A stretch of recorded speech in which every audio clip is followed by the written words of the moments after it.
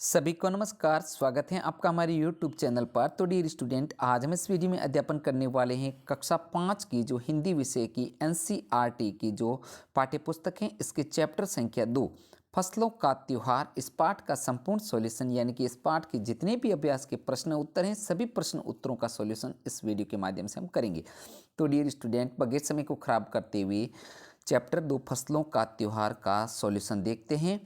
सबसे पहले देखते हैं मौसम का अंदाज। इसके तहत 1 नंबर प्रश्न है, खिचड़ी में अड़सन जाड़ा हम पहले कब्बो न देखनी।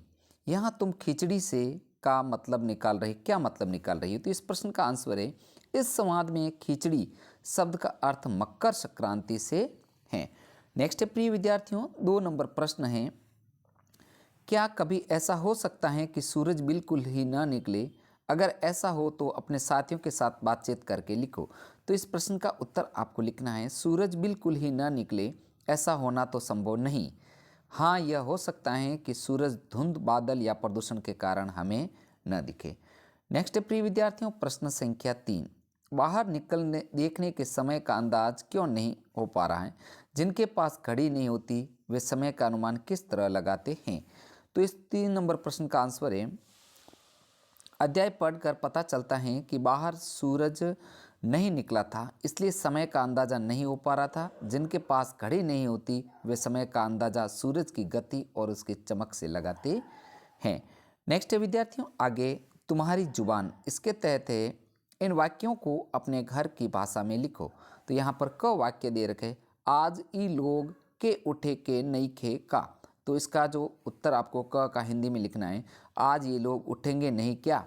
अब ख लिखा है, जा भाग के देख केरा के पत्ता आयल की ना। तो यहाँ पर इसका जो ख का आंसर आपको लिखना है हिंदी में, जा भाग कर देख केले के पत्ते आए के नहीं। नेक्स्ट आगे प्रिय बच्चों, भारत तेरे रंग अनेक। तो इसका 1 नंबर प्रश्न हम देखते हैं, विविधता हमारे देश की पहचान है। फसलों के त्योहार हमारे देश के विविध रूप रंगों का एक उदाहरण है। नीचे विविधता के कुछ और उदाहरण दिए गए हैं। 5-5 बच्चों का समूह एक एक उदाहरण ले और उसकी जानकारी इकट्ठी करें। जानकारी में चित्र, फोटोग्राफ, कहानी, कविता, सूचनापरक सामग्री के रूप में हो सकती है। हर समूह इस जानकारी को कक्षा में प्रस्तुत करे। तो जैसे है भाषा, कपड़े, नया वर्ष, भोजन, लोक कला, संगीत आदि। अब इसका उत्तर के रूप में सबसे पहले भाषा के रूप में लिखते हैं। तो यहाँ पर भाषा के बारे में आपको लिखना है कि भारत में अनेकों भाषाएं बोली जाती हैं। उदाहरण के लिए हिंदी, मराठी, पंजाबी, कन्नड़, तेलुगु आदि। हिंदी यहाँ की मुख्य भाषा है क्योंकि यह अधिकतम लोगों द्वारा बोली जाती है। अब नेक्स्ट है कपड़े। भारत के लोग विभिन्न राज्यों में ऋतुओं और मौसम के अनुसार अलग अलग प्रकार के अलग अलग कपड़े से बने वस्त्र पहनते जाते हैं। जैसे ठंडे इलाकों में ऊन से बने मोटे वस्त्र, गर्म इलाकों में सूती कपड़े से बने वस्त्र। नेक्स्ट आगे नया वर्ष। दुनिया भर में नया साल अलग अलग तरीके और परंपराओं के साथ मनाया जाता है। अब आगे है भोजन। इसके तहत है, भारत के विभिन्न राज्यों में अलग अलग प्रकार के भोजन पकते हैं। भोजन रीति रिवाजों, जलवायु, मौसम, उपलब्ध सामग्री के अनुसार बदलते हैं। जैसे वड़ा पाव महाराष्ट्र, ढोकला गुजरात आदि। ये भोजन के बारे में आपको लिखना है। अब आगे लिखना है लोक कला शब्द के बारे में। भारत को अलग अलग राज्यों की विभिन्न कलाएं प्रचलित हैं जो भारत की प्राचीन संस्कृति को जीवित बनाए हुए हैं। भारत की प्रसिद्ध लोक कलाएं हैं बिहार की मधुबनी चित्रकारी, आंध्र प्रदेश की निर्मल चित्रकारी, ओडिशा राज्य की पत्ता चित्रकारी और इसी तरह लोक कला के अन्य अच्छे रूप हैं। नेक्स्ट है आगे लोक संगीत। अब लोक संगीत के बारे में आपको लिखना है कि भारत के सभी राज्यों में उनकी संस्कृति, परंपराओं, विरासत और पसंद के अनुरूप विभिन्न लोक संगीत हैं। जैसे आंध्र प्रदेश मदिगा दप्पू, माला जमीदिका, असम में बिहू गीत और कामरूपी लोकगीत। नेक्स्ट विद्यार्थियों, प्रश्न 2, तुम्हें कौन सा त्यौहार सबसे अच्छा लगता है और क्यों? इस दिन तुम्हारी दिनचर्या क्या होती होगी? तो इस 2 नंबर प्रश्न का उत्तर आपको लिखना है, हमें दिवाली का त्यौहार सबसे अच्छा लगता है क्योंकि इसकी तैयारी कई दिन पहले शुरू हो जाती है। बाजार सज जाते हैं, हर तरफ अजीब रौनक होती है। इस दिन घर पर सभी लोग मेहमानों का स्वागत करते हैं, मिलकर दावत बनाते हैं, हम खूब खेलते हैं, शाम को लक्ष्मी माता की पूजा करते हैं, पड़ोसियों को मिठाई बांटते हैं और पटाखे चलाते हैं। नेक्स्ट है अन्न के बारे में। इसके तहत क नंबर प्रश्न है, फसल के त्यौहार पर तिल का बहुत महत्व होता है। तिल का किन किन रूपों में इस्तेमाल किया जाता है पता करो। तो इसका उत्तर क का आपको लिखना है कि फसल के त्यौहार पर तिल का बहुत महत्व होता है। तिल से तिलकुट, रेवड़ियाँ और गज्जक जैसी मिठाइयाँ बनाई जाती हैं। नेक्स्ट आगे, तो प्रिय विद्यार्थियों, आपसे पुनः रिक्वेस्ट है, वीडियो को लाइक तथा शेयर ज़्यादा से ज़्यादा कीजिए जिससे हमें मोटिवेशन मिले। और हाँ, अगर चैनल पर नए हैं तो चैनल को सब्सक्राइब कीजिएगा, क्योंकि इस टाइप का कंटेंट हमारे चैनल के माध्यम से आपको उपलब्ध करवाया जा रहा है। और हमारा प्रयास रहेगा बहुत ही अच्छे से अच्छे वीडियो, बहुत ही शॉर्ट टाइप वीडियो आपके लिए, मतलब हमारे आंसरों को जो है, आपके आंसरों को शॉर्ट टाइप में किया जाए। अब ख नंबर प्रश्न देखते हैं। क्या तुम जानती हो कि तिल से तेल बनता है, और किन चीज़ों से तेल बनता है और कैसे? हो सके तो तेल की दुकान पर जाकर पूछो। तो इसका उत्तर आपको लिखना है, तिल के अलावा सरसों, मूंगफली, राई, बादाम, नारियल, आंवला, नीम, सूरजमुखी और जैतून के बीजों से तेल निकाला जाता है। मशीनों के द्वारा बीजों को पीसकर गर्म करके तेल निकाला जाता है, परंतु अधिक गर्म करने के कारण इनमें मौजूद गुण कम हो जाते हैं, इसलिए कच्ची घानी का तेल ही अच्छा माना जाता है। नेक्स्ट है आगे, किसान और चीज़ों का सफ़र। किसान और खेती बहुत लोगों की जानी पहचानी दुनिया का हिस्सा नहीं है। विशेष रूप से शहर के ज़्यादातर लोगों को यह एहसास न ही है कि हमारी ज़िंदगी किस हद तक से जुड़ी हुई। देश के कई हिस्सों में आज किसानों को जिंदा रहने के लिए बहुत मेहनत और संघर्ष करना पड़ रहा है। अगर ये जानने की कोशिश करें कि हम दिन भर जो चीज़ें खाते हैं वो कहाँ से आती हैं, तो किसानों को हमारी ज़िंदगी में भूख मिटा कर भूमिका को हम समझ पाएंगे। आलू की पकौड़ी, बर्फ़ी और आइसक्रीम, इन तीन चीज़ों के बारे में नीचे दिए गए बिंदु को ध्यान से रखते हुए जानकारी इकट्ठी करो और मेरी कहानी के रूप में लिखो। तो यहाँ पर जैसे यह किन चीज़ों से बनती है, इन चीज़ों का जन्म कहाँ होता है, हम तक पहुँचने में उनका सफ़र क्या है, किन किन हाथों से होकर हम तक पहुँचती हैं, पूरे सफ़र में किन लोगों की मेहनत लगती है और इन लोगों से किसको मुनाफा मिलता है। तो इसका उत्तर के रूप में लिखना है आपको। तो सबसे पहले आलू की पकौड़ी के लिए मुख्य सामग्री है जो आलू, बेसन, मसाले और तेल से बनती है। बर्फ़ी के लिए खोया, घी, चीनी, इलायची। और आइसक्रीम के लिए दूध, कस्टर्ड पाउडर, चीनी, क्रीम और चेरी। अब है जो ऊपर लिखी जो आवश्यक सामग्री जो है खेतों में घर पर किसान के हाथों से जन्म लेती है।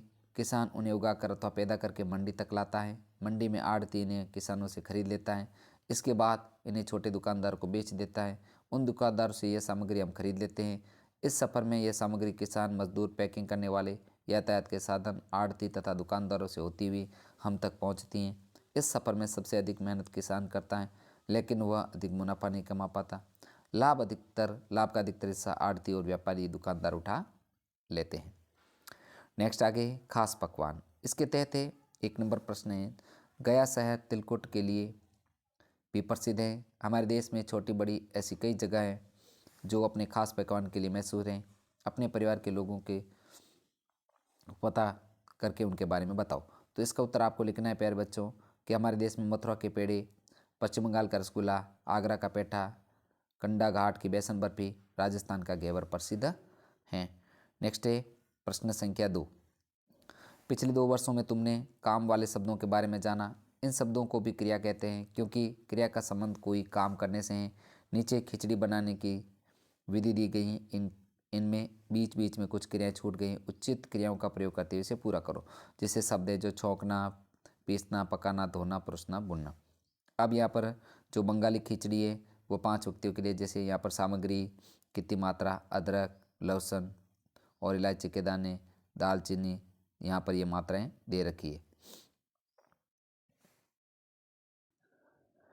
तो यहाँ पर जो है बंगाल की खिचड़ी बनानी है, इसमें रिक्त स्थान है, इनको भरेंगे तो ऑटोमेटिकली ये वाक्य बनते जाएंगे। तो यहाँ पर नीचे इसका उत्तर के रूप में दे रखा है। तो इसका उत्तर आप अच्छे से देखेंगे क्या क्या चीज़ डालने से कितनी मतलब मात्राएं, जो रिक्त स्थान में आपको यही भरना है जो यहाँ पर टिक मार्क कर रखा है। तो इसका उत्तर देने विधि के रूप में कि इलायची, दालचीनी और लौंग में थोड़ा थोड़ा पानी डालते हुए पीस लें, तो रिक्त स्थान में आ जाएगा पीस लें।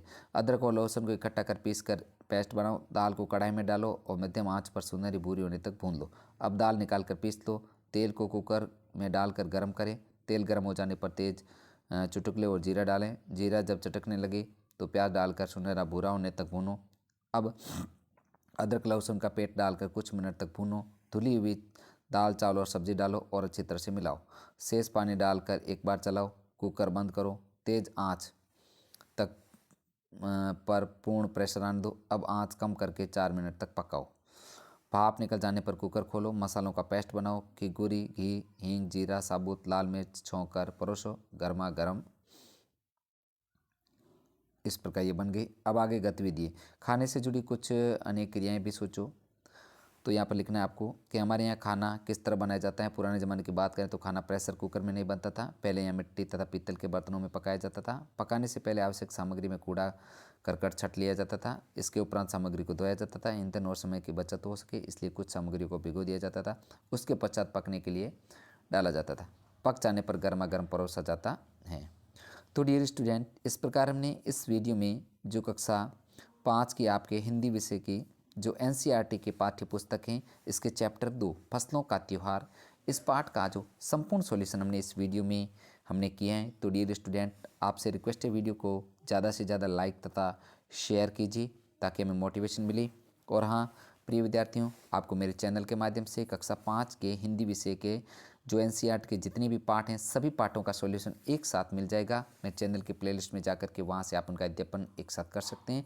और चैनल पर अगर नहीं हो तो चैनल पर सब्सक्राइब जरूर कीजिएगा, क्योंकि इस टाइप का कंटेंट हमारे चैनल के माध्यम से आपको उपलब्ध करवाया जा रहा है। साथियों, आज का वीडियो इतने ही, मिलते हैं नेक्स्ट नए वीडियो के साथ में। धन्यवाद।